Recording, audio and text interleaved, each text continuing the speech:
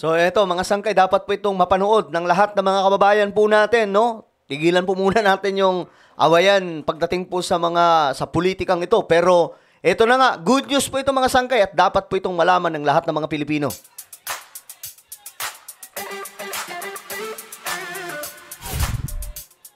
So this is it guys, no? Talaga nga namang magugulat kayo ngayon mga sangkay sa malaking pasabog. At eto kasi ang makikinabang po nito, whether you like it or not, or if you are DDS or ikaw ay Marcos loyalist, dilawan, wala po tayong magagawa dito. Talagang matinding blessing ito ngayon sa Pilipinas. So dapat mapanood ito ng mga Pilipino. Dahil kung hindi mo ito mapapanood, naku po, sayang. Mahuhuli ka sa balita at baka may mangyari tapos wala kang alam, nakatunganga ka lang. 'Di ba? Bago tayo mag-umpisa, no, paki-subscribe po muna yung ating YouTube channel. Naku po, tayo ay malapit na makarating sa 2 million subscribers. Kaya naman, ano pang hinihintay mo? Makikita nyo po yung subscribe button sa baba ng video na to. I-click nyo lamang po yung subscribe, i-click ang bell, at i-click nyo po yung all. Sa mga nanonood po sa Facebook, i-follow nyo po yung ating Facebook page. Okay. Shoutout ka pala sa lahat ng mga Solid Sangkay. Comment down below hashtag Solid Sangkay kasama po ang inyong mga lugar. Alright? Para magkakilala po tayo. Eto na mga sangkay.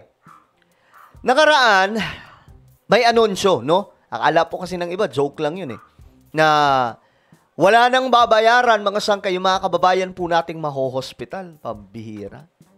Sa mga nasabing, 87 hospitals po ito sa buong bansa. No? Luzon, Visayas at Mindanao. At eto nga, inilabas na po dito mga sangkay kung ano po itong mga hospitals.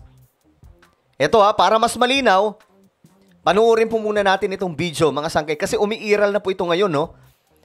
Tanging administrasyon lamang po ni PBBM ang nakagawa nito. Umiiral na raw sa mahigit 80 DOH hospital sa buong bansa ang zero balance billing na ibinida ng Pangulo sa kanyang SONA. Pero sino nga lang ba ang sakop nito? At paano ito maa-avail? Alamin sa report ni Von Aquino. Pakinggan po muna natin to,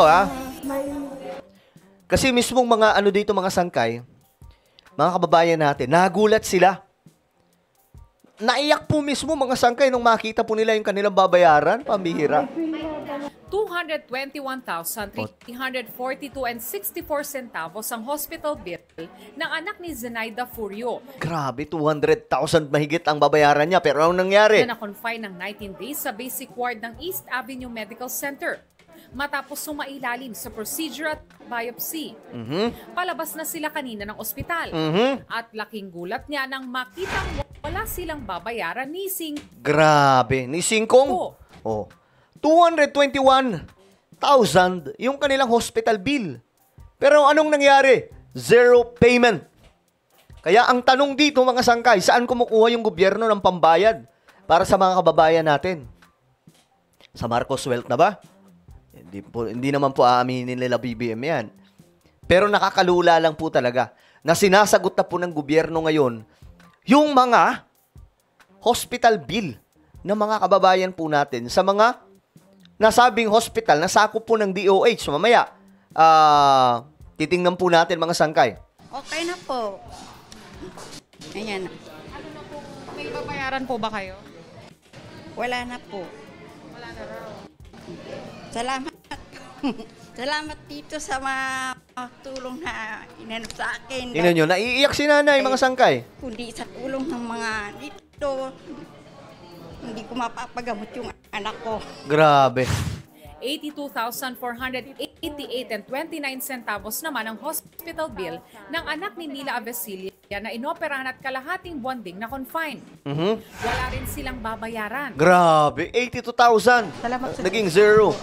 Naayos na po kaagad. Kumbaga, malaking kabawasan po kasi tulad ko, wala po akong hanap buhay. Ano nga ba ang zero balance billing na ibinida ng Pangulo sa kanyang SONA? Ito pakinggan nyo mabuti. At sino ang mga pwedeng makinabang dito? Ito ay PhilHealth program na itinataguyod o sinusulong na bawat PhilHealth member ay wala na silang babayaran provided they are admitted in the basic ward accommodation Grabe. ng isang government hospital. Kung hindi naman miyembro, kailangan lang mag-fill out ng PhilHealth forms.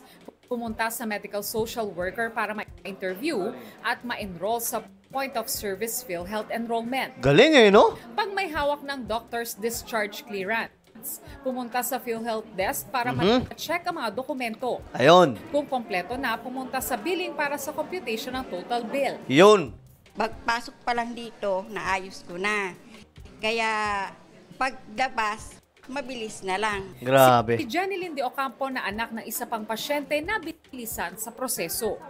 Di ba? Nagkaroon lang kasi talaga kami ng problema sa O ngayon, mga sangkay, apelido. Doon lang na problema sila sa apelyido. So ngayon, sabi pa nga po dito, tiniyak ng PhilHealth na para sa lahat ang zero balance billing. Lupit, no? Sinong presidente na nakagawa nito, ha? Si BBM lamang. Wala pong iba. Aba, mga sangkay, kung ganitong, kasi di ba sinasabi nila bangag si BBM? Kung ganito na lang, kabangag ang Pangulo, edi siya na lang. Kasi nga po, tingnan nyo ha, ngayon lamang po yan nangyari. Walang ibang presidenteng nakagawa niyan. Si BBM lang. Ngayon mga sangkay, ito yung mga hospitals. Kaya ako sinasabing dapat malaman po ito na marami. Ano yung mga hospital? Ito yung listahan ng mga DOH hospitals sa bansa. Sa DOH hospitals, bayad na ang bill mo. Ayos ba tayo doon, mga sangkay? Alinsunod sa direktiba ni Pangulong Ferdinand Bongbong Marcos Jr., tiniyak ng administrasyon na ang bawat Pilipino ay libre sa mga serbisyo at gamot ng DOH hospitals. Basic accommodation. Ngayon yan walang babayaran, walang aalalahanin serbisyong abot kamay. Ngayon, ilalagay ko yung link na to, mga sangkay. Magbabasa po tayo ng ibang ipapakita po natin. Pero ilalagay ko na lang yung link sa description box. Ayan, mga sangkay. Sa Luzon, ito po yung mga lugar.